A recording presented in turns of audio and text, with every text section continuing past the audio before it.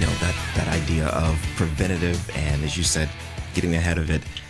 It sounds good, but sometimes when things are working, it's hard to really think about them and worry about them. I always think back to my mother-in-law. When I first met her, she used to tell me, well, I have a Honda Accord.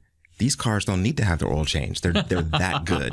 Right. And she learned. But that idea of it's working is so great, I don't have to do anything.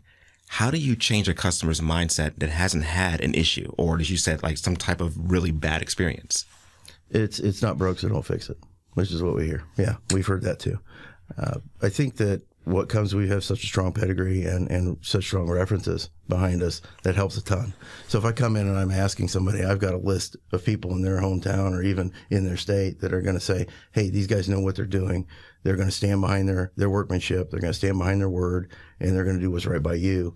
Now, we still run into those guys that are kind of holdouts, but the good thing is that, I shouldn't say good thing, because it's not good for the person who owns those tanks. But what's good at convincing them is that not many people can go through this industry and not have some sort of problem. And if they aren't having one, and without a good housekeeping program there, they're definitely going to have one at some point. I mean, there's just no way around it. So, oftentimes if I get a chance to take a look at what's going on in the bottom of that tank, if I can take a sample and leave that sample there with them, I mean, that dark stuff sitting on the bottom, it's going to get somebody's attention.